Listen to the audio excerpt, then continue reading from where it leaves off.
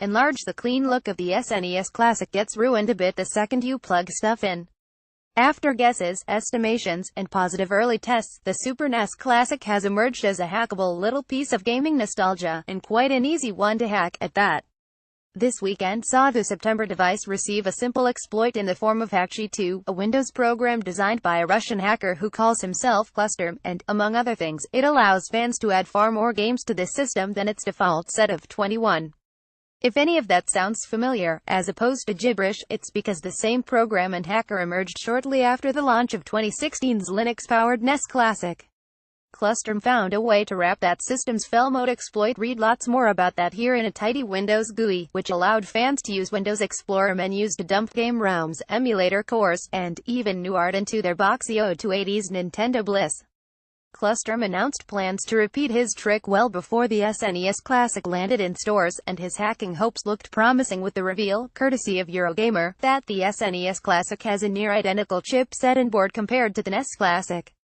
Initial tests of the fail mode exploit, which requires booting into a telnet interface to talk to Nintendo's Linux box, proved promising, and Cluster returned 8 days after the system's launch with a new HackSheet2 version, which now works with either Nintendo Classic system. To use Cluster's updated program, plug a SNES Classic into a Windows computer by using a standard micro USB cable, then run the HackSheet2 program while following all on-screen instructions, which include a few taps of buttons on your SNES Classic. This will back up your system's original state and then let you add new ROMs and other tweaks while showing how much onboard memory remains free on your system. Not every game works, but the beauty of the NES Classic's hack is that its default NES emulator works with pretty much every NES game thrown at it. The same cannot be said for the SNES Classic, as the Nintendo-developed emulator, which appears to be superior to the one on the Wii U, at least chokes on a few more games.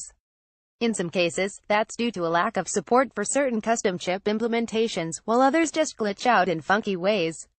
A full, fan-created guide to games that have issues running via the SNES Classic's default emulator can be found here. But even the NES Classic didn't have a 100% success rate with added, unofficial ROMs, and, in very good news, the SNES Classic supports that system's same backup path installed RetroArch emulation cores. Fans have already confirmed that these support more SNES games, along with a variety of other classic consoles. Basically, if an emulation scheme worked on the NES Classic, it will also work on this one. Cluster provides a pretty easy way to load RetroArch on the SNES Classic, as well. More enterprising HackSheet2 users can also add 2 interesting new tweaks to the SNES Classic, though these require some telnet operations. First, users can now add custom background images, which fill out the rest of the 169 screen not filled up by the original game's much smaller resolutions.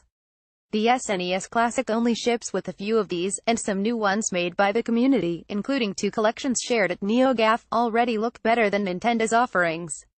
Even better, the SNES Classic had a tweaked scanline filter hidden inside of it, which can now be enabled with some command line editing. Based on my experience, I would say this tricky update, which adds horizontal scanlines when the filter is turned on, is worth the effort.